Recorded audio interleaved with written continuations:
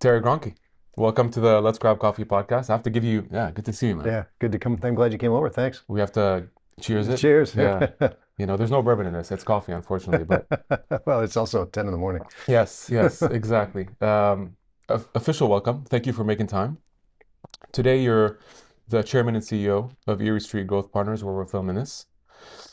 Erie is a family office slash private investment firm. You sort of combine this strategic capital with transformational guidance, really focused on business services companies.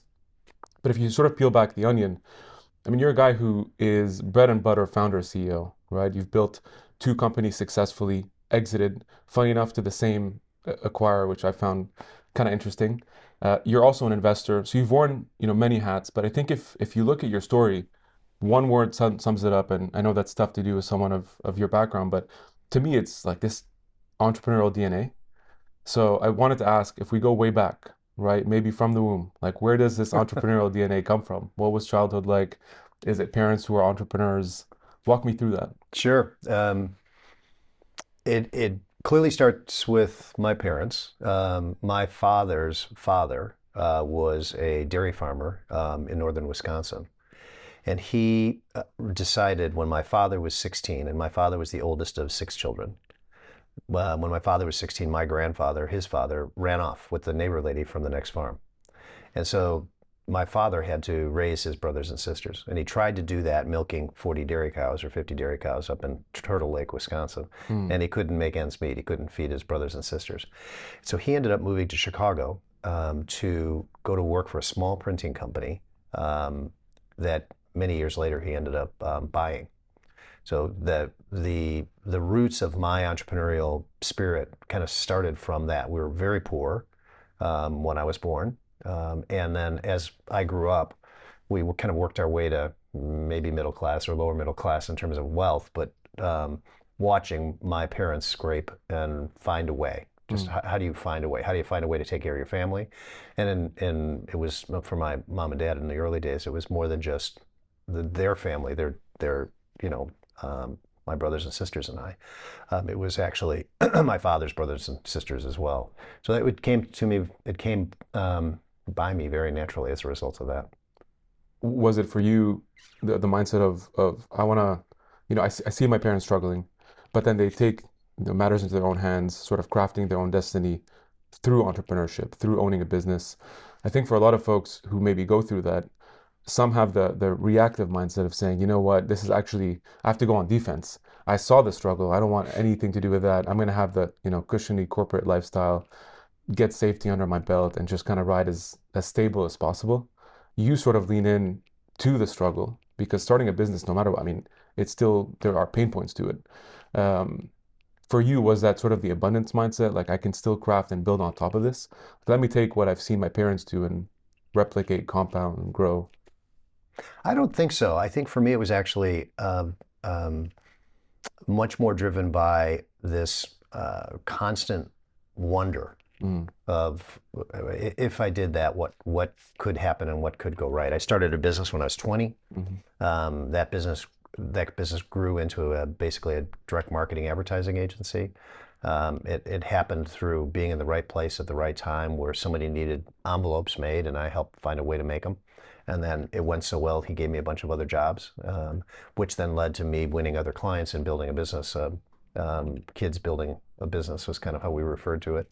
Um, and so it was much more driven off of this lack of understanding of where the cliff was or where I should be fearful because I didn't know any better.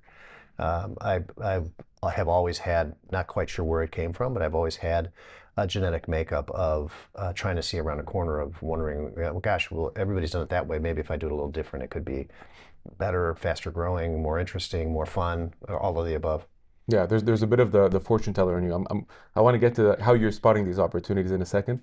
I really want to touch on being a first-time founder, because at some point, this is, I think, 1988, U.S. Communications.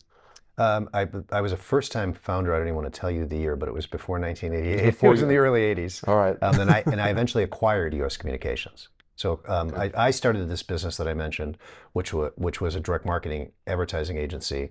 I had a client say we were driving store traffic for Apple Computer, And I had a client, Apple, say, we would like you to do both driving the store traffic, but also once the consumer got into the store, and this was long before Apple had their own stores, the Apple experience inside of a third-party retail store, so the end aisle displays and all of that experience was done by U.S. Communications up in Minneapolis. And Apple wanted us to do both. They wanted us to drive the traffic and do the in-store experience. I acquired U.S. Communications. I was growing my business. I didn't have any money. And the business was owned by what I was told was a private equity firm. It turned out to be a family office based in Pittsburgh. So I flew to meet with this family, and I convinced them that we should combine the businesses. They don't have and I don't have, and that we could grow the business more rapidly together. And when we combined those businesses, we rebranded U.S. Communications, which is why when you read through it, it looks like the deal was U.S. Communications. That led to us growing far more rapidly. So Apple's kind of shoving us into that was correct in terms of strategy at the time, and this was in the late '80s. And then we sold that business in '90 or '91 to Omnicom. So you were a CEO within those kind of 3 years, but it seems like leading up to this was a initiative that took what, 5 to 7 years, it seems like. Yes, I was CEO of what was Unispond, which was the company I founded. And then I combined Unispond with U.S. Communications, and I became CEO of the combined entity. Lessons learned as a first-time CEO after the combination. You're obviously younger in your career, you're climbing up. What was that like when you look back? Let me think. There's two things that pop into mind when you say lessons learned. The first thing was there was a CEO. There were co-CEOs at U.S. Communications, and one of them left at the acquisition, and the other one didn't. And the other one was used to being the owner and being in charge. And so it wasn't very long before it became clear that he needed to go. And so I sat down and had a conversation with him, and I handled it in a way. Keep in mind now I'm 27 or 28 years old, and I handled it in a way that what I've learned since then is there's ways you can handle that are a lot kinder and a lot more gentle than the way I handled it at that time. And so that certainly is a lesson that just popped into my head when you said lessons learned. I would say that the biggest, on a positive side, the biggest thing that I learned is there was just there was no sense in me or the people around me that we couldn't do anything. We thought we could do everything. And so as a result of that, we pitched Pepsi, and we pitched Apple, and we pitched GTE, which is now Verizon. We pitched these, and we won these big accounts, which was kind of staggering to the industry at the time with a bunch of kids. I think we probably, by the time we combined the businesses, we had about 150 or 200 people. So it was still a pretty small business. I remember putting the two businesses together and having the meeting where we were doing the consolidation. And the U.S. Communications people were far more strategic. These were all people that had graduated from fancy business schools and the like. The direct marketing side, or the Unispond side of the house, was much more tactical. And putting those people in the room took a fair amount of finesse to shoehorn it all together in a way that kind of everyone understood and everyone could cope with. As they then went to meet with the clients, we're in CFO, CEO, CMO kind of with big clients. In hindsight, I was pretty young when I was in those meetings, and so you grow up pretty fast when that's the case. Yeah, that's really inspiring. I mean, transparently, as a 32-year-old, you're hearing your story about being 27, 28, walking into, let's assume, a boardroom, and you're convincing what was a family office, a PE firm, about a business combination, you becoming the CEO. I think to me, two things scream out, and I think a lot of listeners would probably resonate. How do you develop confidence, and how do you deal with imposter syndrome? Well, you develop confidence by getting cycles. Shortly after I bought U.S. Communications, I was asked to come to meet with the CMO of MasterCard, which is one of our largest clients.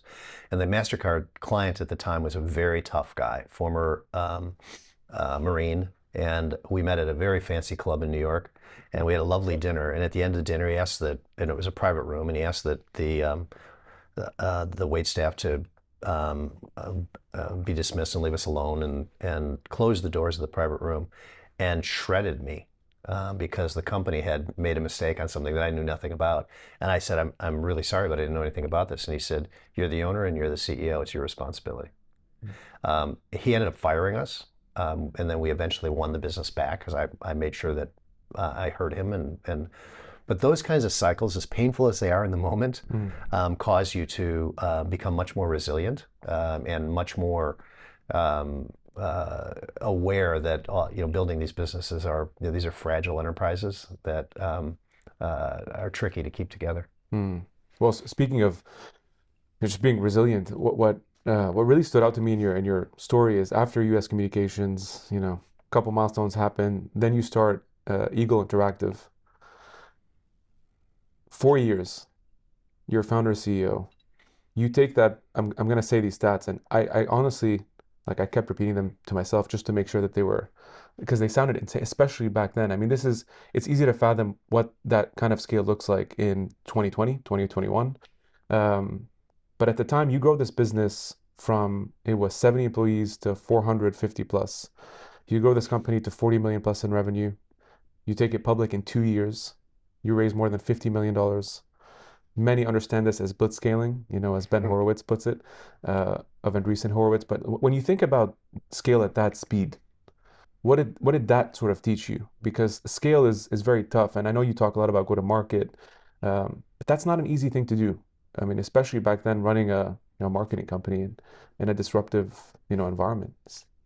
Well, there's a little gap of experience that was in between selling U.S. Communications and starting Eagle River Interactive, and that was I was recruited by the family office that I had acquired U.S. Communications from. And so that was when I made my transition. That would have been about 1993 or so. The one in Indiana. The one in Pennsylvania. Oh, Pennsylvania, sorry. That's okay, in Pittsburgh. And that was when I made my transition from really being an entrepreneur, business owner, business builder, to being an investor and an entrepreneur, where we had capital ahead of the deal. Prior to that, I would have the deal and I'd build the company, I had to go find the capital. But now I had capital and I had to go find the deal. It's a subtle difference, but it's an important distinction. There became a moment in time within the family office where they wanted to deploy more capital. And I said, I'd be happy to deploy more capital, but I'm going to do it by setting up my own investment company. So that was the precursor to everything else. And they became my primary investor. It was a curious time because it was while the internet was starting to froth. It reminds me a lot of AI right now, but it wasn't really defined yet. Nobody really had budgets to make websites or any of that. We had a business when I was in the family office that was in the local cable advertising space that we had sold to Time Warner.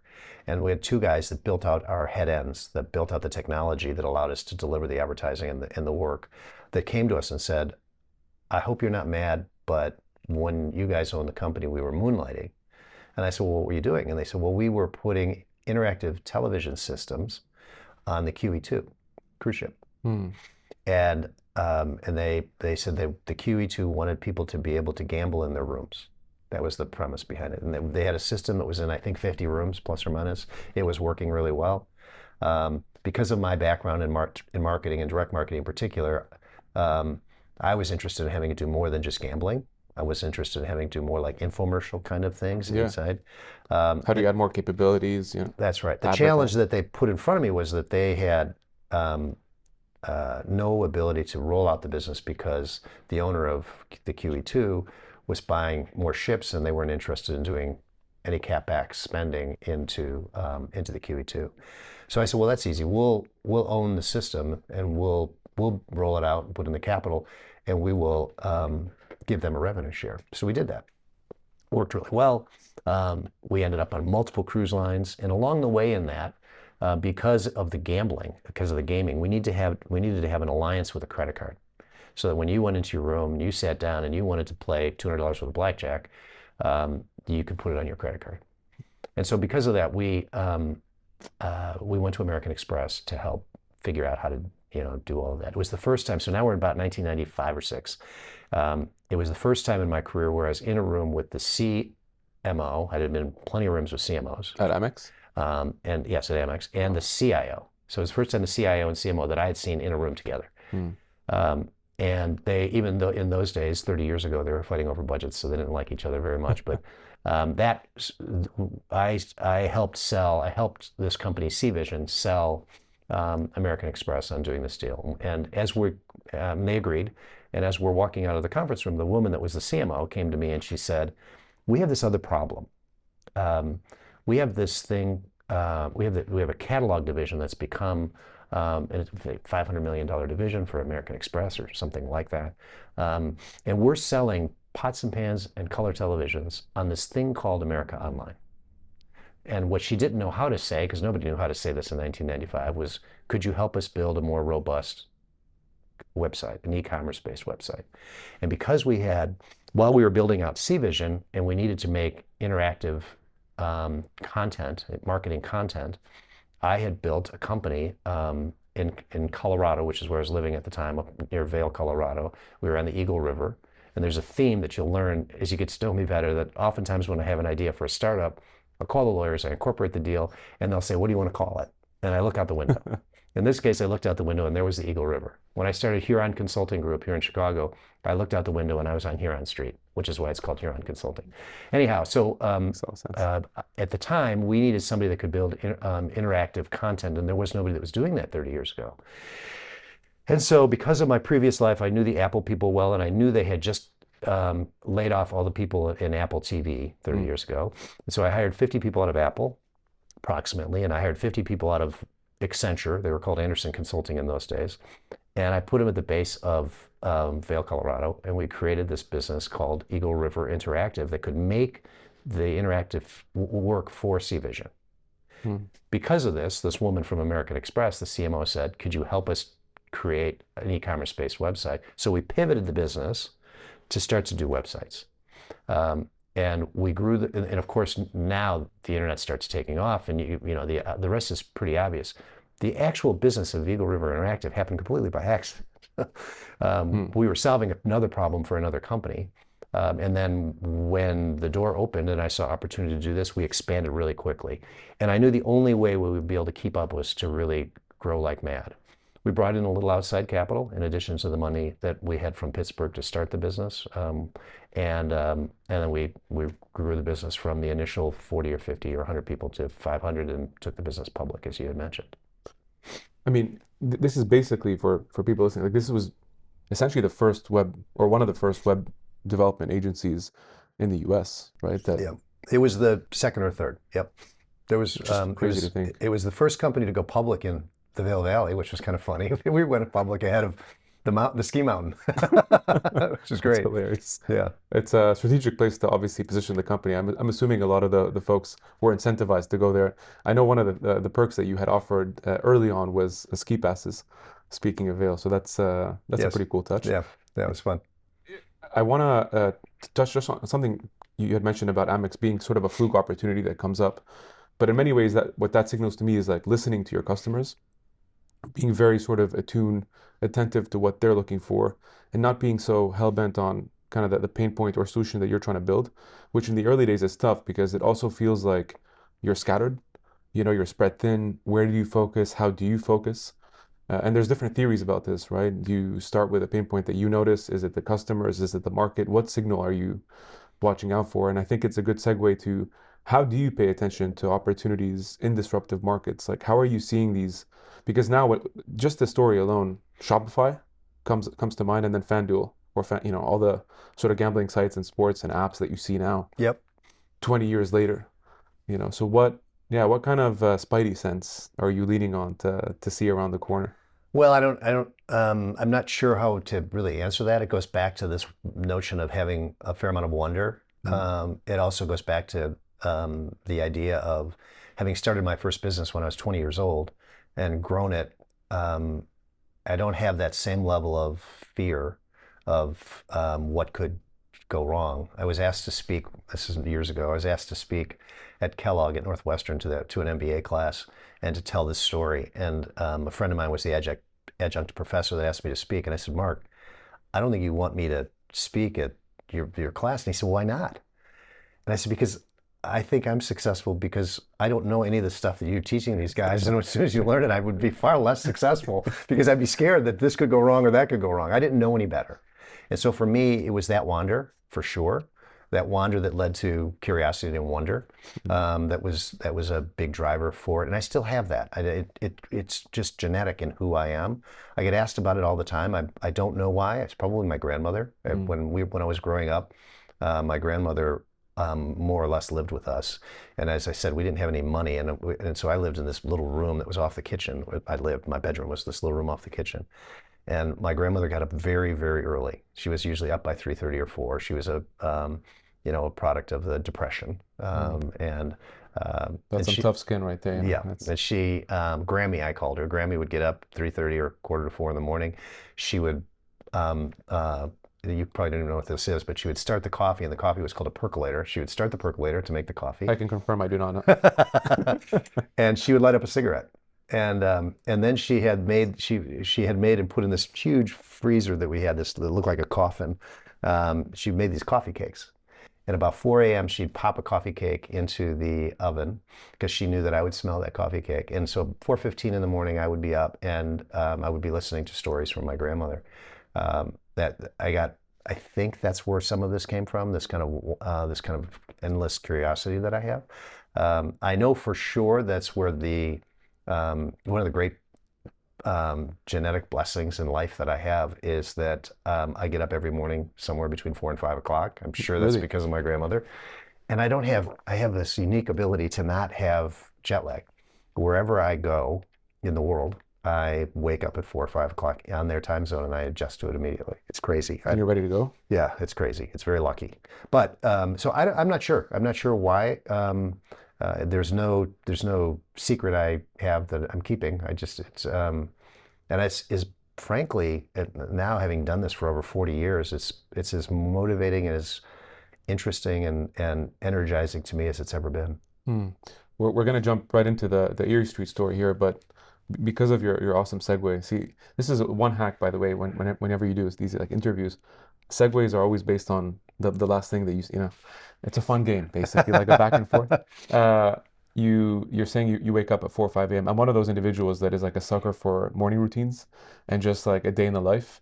Since we're on this tangent, give me a quick, what's Terry's morning routine? What does a day in the life look like? I know it's probably different every day, but hmm It is different. Well, it depends on what city I'm in. mm, I've been married to Sue for 43 years, and so when wow. I'm in Chicago, 43 years next month, when I'm in Chicago, I get up very early. She does not.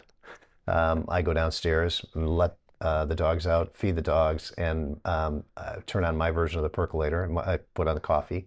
Um, and then I come up. Sue likes it when I come upstairs and I have my coffee and I'm catch up on whatever I need to catch up on for an hour with emails and WhatsApp and all of that from kind of the businesses we have all over the world, and kind of figure out what my day looks like.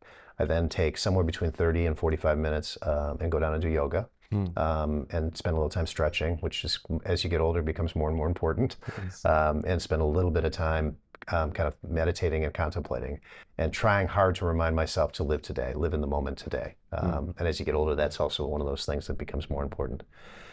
Then that leads to off we go into the business. And I'm very well managed by an amazing chief of staff, Gina, and we work pretty hard to figure out not only today and this week, but also today, this week, and um, this quarter and this year based on very specific goals that we're trying to achieve, both around the business as well as personally.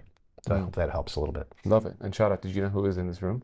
Uh, yeah, she is awesome. No, definitely. Yeah, I'm sure you've seen this before, like the Stoic philosophy of memento mori, Mhm. you know, live today because all we have is today. And that's quite difficult to do, I find sometimes in North American culture Yep. when everything is about go, go, go, getting ready for the next meal prepping, you have travel coming up, setting up meetings, going through agendas, and it's tough you find yourself. That's why probably meditating for you helps you reset, and get ready for the day. I think that's a tremendous practice to have. It helps reset and then set. Mm, Reset, kind of catch myself, remind myself, like you said, there's today and let's live this moment, but also then kind of set, um, or adjust what's going to happen, what the compass headings are. I travel a lot still, Mm. and so there's a constant recheck that we're doing all the time around what the priorities are. One of the many benefits to coming out of COVID, there's obviously it was horrific, but all of us came out of it having become something a little different because of that. But for me, it's this constant kind of reevaluation around, should I really be doing that? Why am I going to New York? Why am I going to London? Why am I going to Beijing or wherever I'm going? And is it accomplishing not only the goals that we've set, but is it doing it in a way where I'm the right person to be doing that? Mm. The beauty of being able to look at deals now, first and foremost on Zoom, without having to jump in an airplane. I mean, that's only 5 years old. Mm-hmm. And for the previous 30 years of my career, every time I got interested in something, I had to go to them and convince them, particularly when I was younger, convince them that this young guy could actually pay for it and make their company better. Yeah, speaking really, I just wanted to ask real quick on one of the interesting things I saw in one of your interviews is during COVID. We'll fast forward to Erie Street now, but I think what you highlighted is something actually very key, and that was sort of being versatile in different environments. And one of the things that you did with your team is you wanted to continue being inspiring, encouraging during a very difficult time, but also honest and transparent about the situation and what's actually going on. So two things that I'm picking up from your leadership style is being diligent about the things that you're doing and tracking back to what are we actually trying to accomplish. And then two, from that story during COVID is like, let's have honest conversations with the team and not sugarcoat unnecessarily the things that aren't always true. Yep. That stood out to me from your leadership style. Well, thank you. It's going back to where we started. Part of that is just cycles. Mm, Having done it both ways, and I've just learned over the years that as difficult as it is to sometimes have those hard, um, honest conversations, that you're way better off if you just do it. It also builds a different kind of foundational credibility with the team that I think is candidly not only more productive, but more fun to be around.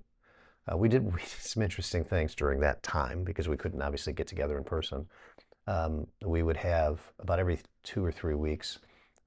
There's a pretty famous bar and bartender here in Chicago. We had them put together these kits, hmm and then everybody would come on the Zoom at 4 o'clock on a Thursday, and we'd say, "There's a kit on your front porch. Go get the kit," and we would learn how to make a perfect Manhattan, or we would learn how to Love it. enjoy some bottle of white Burgundy, and we would have a sommelier explain the region, and so that kind of created a momentum around a team where we could be that togetherness without actually physically being together. In many ways, I see these market cycles, right, ups and downs, as sort of Kevlar for someone in business. It's like this armor that you get, and it's in many ways to me it's a gift because growing up, everybody used to like early in my career, I would always get referenced the '08 recession, and in some ways I'd be envious of my colleagues who were a bit older than me that Careful what you wish yeah, for. yeah, exactly. I should be with a caveat. But in some ways it was really cool to hear about their experiences, how they navigated, and now having gone through COVID as a adult working professional, I feel like I have, one piece of Kevlar at least added, which was like a nice, symbol to go through. And curious for you, having gone through so many market cycles, right? That the tech bubble and bust in 2000, '08 recession, now COVID. Do you feel like you have a bit of a playbook, or is it still situational for you? Both. Mm, If I go back, we had a very large client in the late 80s who had needed to go through a major restructuring. The client needed to go through a major restructuring, which could have been devastating to our business. They were our second largest client, I think, at the time. And I went in and said to the CEO then, "You're going to lay off all these people." And they had their own internal sports marketing department and their own internal advertising department and so forth. I said, "I'll tell you what, if you guarantee me budgets, I'll keep the people and I'll hire them and I'll get them off your payroll and put them onto my payroll." And he agreed to do that, and he gave us 3 years worth of revenue run rate. I mean, it declined every year. It turned out it didn't decline every year, but in the contract it declined every year, which allowed him to kind of offload the costs that he needed to offload. put me in the sports marketing business, which I never would have been in, put me into media buying, which I never would have been in. And it was a result of kind of looking at a difficult transformational situation. I didn't know I was doing it at that point. Now I'm very cognizant of let's run headfirst into disruption.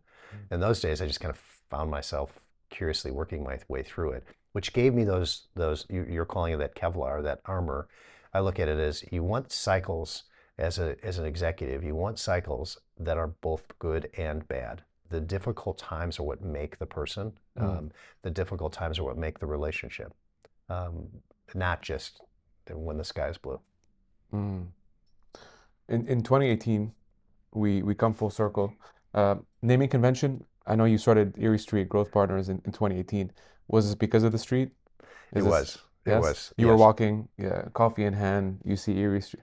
It was. It's yes, and I was walking coffee in hand, and there was a building that is on Erie Street, Mm. a small old warehousey building that was maybe 10,000 square feet or 15,000 square feet that had been bought by a very wealthy family here in town in Chicago. And they had converted it into an office that had a very interesting flat or apartment on the top of it. And I live out in the country here out in Barrington Hills. And so I wanted to buy the building. And they were leaving, and the building was coming up for sale, and it was on Erie Street. It turns out we couldn't get the building. Somebody outbid me for the building, but that's where the name Erie Street started. You're like, that's a legitimate name. Yes. Incorporate legal naming convention. Yes. I love it. What I find interesting about, well, actually, before we get into quickly the structure, you could have easily sort of just go down the path of the sunset. You exit these two successful companies. You could have, I don't know, looking back, it's easy to just hang it up, right? I don't know, maybe early retirement, travel the world, do whatever you want, have fun. What makes you at that point pivot and say, I want to start a private investment firm? Well, let me first knock down your premise. I Mm. don't have the ability to not go. I don't. I was very fortunate early in my career to have a series of friends, very successful friends that were quite a bit older than me, Mm. 30 plus years older than me. And one of the things that I noticed about them, even when they got into their 80s, is they kept working. Now, they didn't work manically, and they didn't work in a way that they weren't in control. They were very much in control of what they did and how they did it. But they didn't just go play golf every day or just travel every day.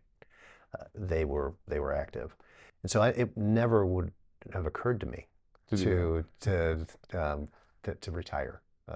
And and still today, I don't have any intention of ever stopping. And so that premise of why did you do something? Well, I did something because I just wanted the next chapter. Mm. And the next chapter was I thought that there was a disruption in and around how capital was being raised into private equity firm and venture, how fast the emergence of family offices were growing, and this was 7 or 8 years ago. And I thought there would be an opportunity to take advantage of that. I also, going back to the middle 90s, when I left that family office and I created the investment business that then built the cruise business that we took public, and built Eagle River Interactive that we took public, and we built 4 or 5 other businesses before I got into institutional private equity.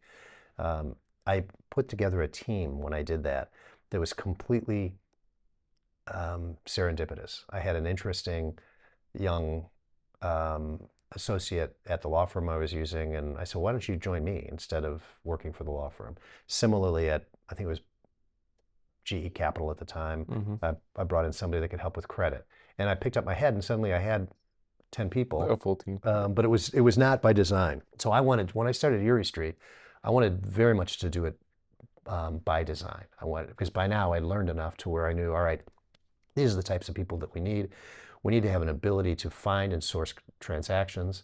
We need to have the ability to have our family capital go into them alongside other capital sources. I knew I didn't want institutional capital. I only wanted family capital, and we can get into that in a Mm-hmm. minute, but because it's more patient and it looks at the opportunities very differently. And I knew that I wanted a team, an internal team of people that could help make the company better. And so I needed this kind of in-house consulting business, if you will, as well. And so it was much more designed to go attack disruption. Whereas prior to that in my career, I just did it more instinctively without knowing what I was doing. Yeah, I mean, structurally, Erie, to your point earlier, it's not set up as a traditional fund. You're investing your own capital with sort of ancillary network of other family offices that play by play, you look at a situation, opportunity, and decide then what flexibility does that give you, and why decide to do it this way versus raise a traditional fund, operate like a formal PE firm. A lot of reasons. The on the positive side, it gives us complete flexibility. Mm, In a traditional fund structure, the capital source does their work, and then they become the capital source, and they get a report card every quarter, and then bigger report card once a year, and that determines how you're doing. You have a limited amount of time, traditionally 5 years, sometimes six, to deploy the capital. So the whole time you're on a shot clock. mm, You have to deploy capital because that's what you're being paid. What you're being paid to do. I didn't like any of that. As an entrepreneur from the beginning, as you've now heard, I wanted to help businesses grow and build businesses in a way where I didn't have to put in $1, take out three as fast as I could so that I could go raise more money. I wanted to be in a situation where we could very systematically look and find businesses that were strategic to our mission and where we thought we could be very helpful to the founder or the carve out or whatever it might be in a way that wasn't dependent on I've got to put the money to work no matter what. The other benefit that you get from the families is they actually get to look at the deal mm. before they commit capital, and they like that. And oftentimes you get incredible institutional knowledge that you otherwise wouldn't have had. That where they've had good experiences or bad experiences around some part of the transaction or the deal or the region or whatever, that then helps populate whether we should do the deal, whether we should do it more aggressively, faster, slower, so forth. Mm. You've also been part of, I think it's 40 plus companies now as either in the capacity of investor, CEO, director, chairman, totaling, I think it's over $2 billion, worth of investments. When you look at that span of companies, whether the ones you've been part of before, now at Erie, is there sort of a consistent thread with companies that you see are successful versus ones that are usually not? Yes, the origin is goes back to my entrepreneurial paranoia, Mm, and so the origin is I look at deals where I think if if it goes terribly wrong, I could go in there and run the company. So if you think about that, that's what drove me into business services because of the the marketing background you have. services that I have, marketing services background that I have. So business services is the kind of key universe that we search in. Now that's almost half of the U.S. GDP, so that's not much of a narrowing. And then from there, it's where's the disruption? What are the opportunities in and around that where we can add some real value? We do tend to focus on trying to find deals that are founder-led, where the founder has gotten the business to a size where she or he either decides that they need help to get it to a different size, or they want to make a transition perhaps to work for a few more years but then leave. Oftentimes that founder doesn't want to sell it to private equity because they know it's just going to get flipped in 3 or 4 years and they'd rather have a longer runway. We're very comfortable helping with that transition plan before we actually make the purchase or they actually sell. It's very typical that we would have a series of work streams that we sit down with the seller, the founder, and say, here are the 8 work streams we're going to work on. Are you comfortable with these or not? Whereas in traditional It's the opposite. PE, they do it after. Yeah. And so those distinctions and differences are kind of where what we start with in hunting. We're traditionally pretty thesis driven. We have an idea. We want to buy an AI consulting business. We spend a year looking. We can't find an AI consulting business, and so we say, well, let's just start an AI We'll consulting build it. business. We'll build it ourselves. And so probably half of what we invest in and do is driven off of a very specific thesis. The other half is opportunistic. We'll get a call from a large corporation that wants to carve out a business, and they don't have, and so they're going to need all the back office services from HR to accounting to everything else because that's all getting left behind when they carve it out. So we like dealing a little bit in messy situations like that. One of the things I loved hearing you say once is, just from doing a bit of research, it's for you, it's very much a people first strategy. So like the formula for Erie Street, it's like you look at the people first, you then come to the table with improvements, You then look at levers to improve the business based on the capacity that you and the team have. Then you work your way towards a balance sheet, if they need debt or some sort of financing. And then finally it's the price and valuation, where usually in the industry in general, it's completely the opposite. It's like purchase price price first and everything else later. And it's easy to say, yeah, we're very people centric. That's our moral compass. But when it comes, to actually putting pen to paper, it's a very different story. That's right. And we compete on every deal or nearly every deal, Yeah. and we're traditionally competing with private equity. Mm, We're engineered to want to write plus or minus $50 million equity checks into what we do. We've done more. We've done 100. We've done less. We've done 15. But we're engineered to kind of do 50 to $60 million equity checks, which means we're competing with 500 to $800 million private equity funds. They're for the most part approaching the transaction. Not all of them, but most of them are approaching the deal and the opportunity in as you said, a much more of a financial way. mm, Um, and we 100% approach it from the point of view: are these people we want to partner with? Do they share our values? Do they like what they've done and where they're growing? Have they been thoughtful around who they've distributed equity to down into the business so that everybody's winning instead of just one person winning? All of those kinds of things as we're screening, we're looking at and we're thinking about, with the eye towards, all right, if we give them our energy and our expertise and our capital, can we make the business more secure, better, more valuable? And remember, we now invest alongside 60 plus ultra high net worth families when we do a transaction. And they are all owners of Erie Street stock. And those families are owners in Erie Street stock in order to have a look at whether they want to play in this particular deal mm, or not. Very unique structure. And as a result of that structure, we're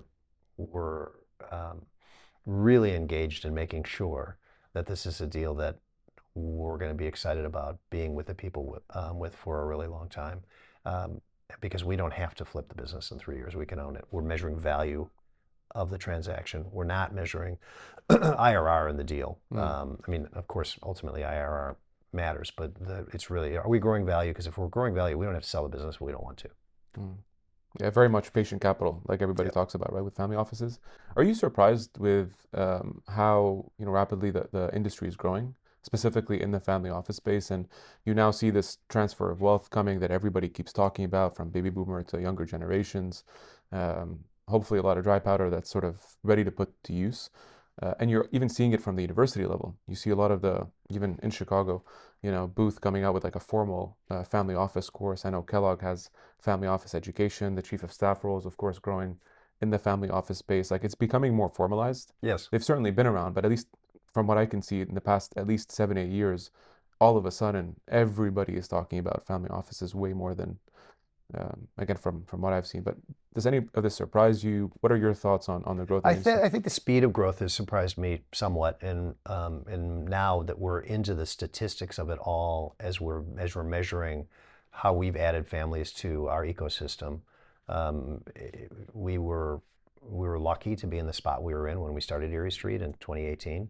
I think that the numbers would show directionally from 2020 to 2025, family offices, depending on how you define a family office, but they've effectively doubled from about 3,000 to about 6 or 7,000 in the world. Mm, And I think that number is expected to double again over the course between now and 2030. So you just think about that, and that ends up being trillions and trillions of dollars of investable wealth and capital. Um, family offices are very interested in direct investing. So again, our model of, you own a little bit of Erie Street, we're going to show you a deal every 6 or 9 months. You can invest in it if you want to, but you don't have to if you don't want to. You can adjust how much or how little you put into each deal. They really like that. We have an annual meeting like everybody does.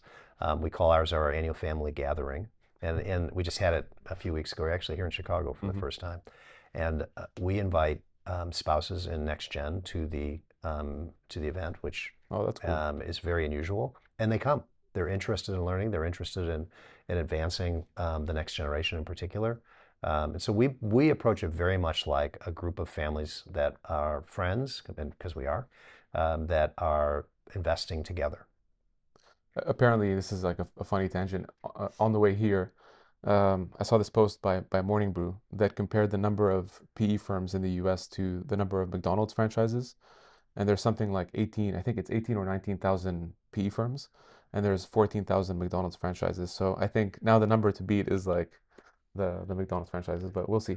Yeah. I did want to end off on just talking about legacy and impact, right? Of course, something I know you care a lot about, whether it's philanthropy or just, personal legacy. I wanted to start by asking, as we sit here today, what matters most to you in terms of impact?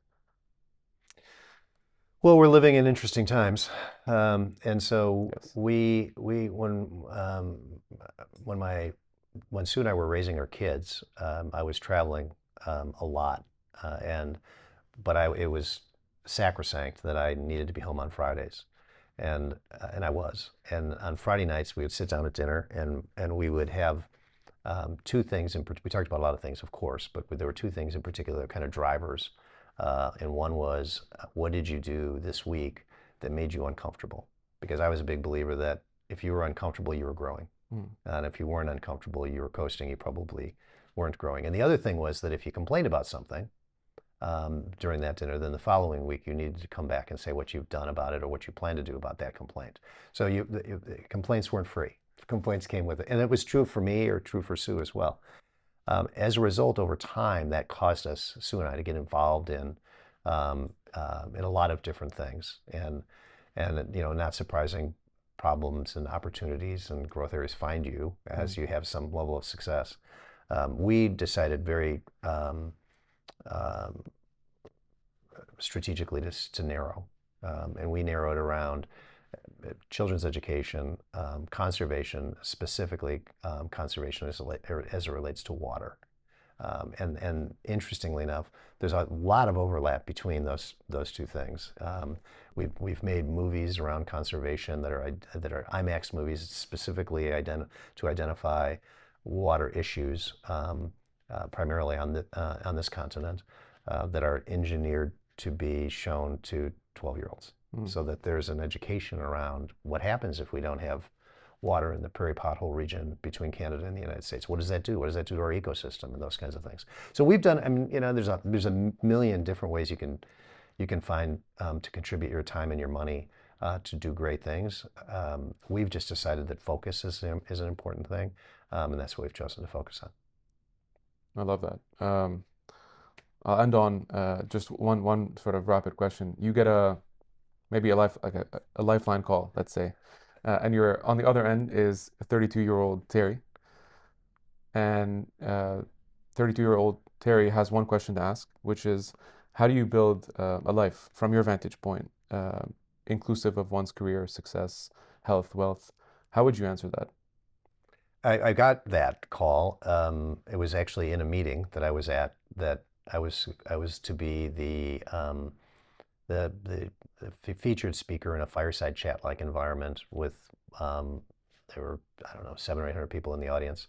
And at the last moment, the person that was fireside chatting me had an emergency that caused her to not be able to. And so I had to just go out and kind of wing it. Mm, And in that environment, I prattled on for 35 minutes storytelling, and then I had about 20 minutes left. And so I said, turn on the house lights, and I said, here's your chance. I'm the chairman and the owner of the company. What do you want to know? No holds barred.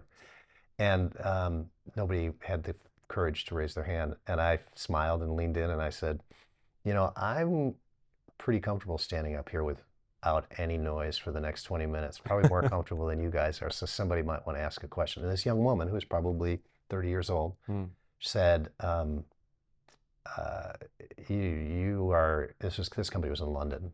You are in the office before we're in the office, and you're here after we leave. And you don't have to do much of a Google search to know you don't need to do this if you don't want to. Where does the energy come from? How are you so inspired to keep going? Tell me how I could be that way as well. So that's that lifeline question you just asked. And I'll tell you, I wasn't prepared. What turned out to be kind of spewed out my North Star. Mm. And the punchline on it, to answer your question, is if you're kind and treat people with kindness, and in business, sometimes kindness isn't nice. Sometimes you have to have hard conversations. Um, if you're curious and filled with wonder, and you then surround yourself with really smart people, you have intellectual curiosity, which in my world is the jet fuel that takes you to any place you want to go, and and probably equally, if not slightly more important, and you have the courage to take action. Mm.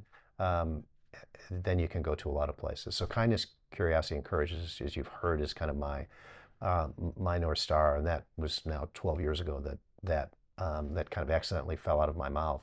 But it really resonates. It resonates with how I think about when I meet people, when I interview people, when I'm looking at buying a company, all of those things. And if you can find that and package that into something, it's incredibly impactful. And when you're driving back to the office, and if you dissect those things or take them apart, I mean, yes, kindness. We should all be in a world where we're thinking kind thoughts, we're speaking kind thoughts, we're feeling kind thoughts about ourselves and about others, for sure. Mm. Being curious is a great thing on its own, for sure. Wondering, how do I see around that corner? The actual courage to take some action about it, that's the part that usually falls short, because people don't want to leave the good job that they have. They don't want to make that leap. They've got other commitments and things. When you bundle those all together, that would be the advice that I would give that random 32-year-old. Yes. Asking for a friend. No, I appreciate that. I know those are both personal values and values of Erie Street. I can't thank you enough. This was, I know, super inspiring for myself, of course, and I'm sure to everyone listening. I commend you on just an amazing life that you've lived and continue to live, and hopefully many long years ahead of continuous impact. Thank you. I appreciate it. It was fun. I enjoyed doing this. So thanks for coming over. Thanks so much, And Dave. now we have a sunny sky. I told you it was There you going to go. get nice here. Awesome ending. Thank you very much.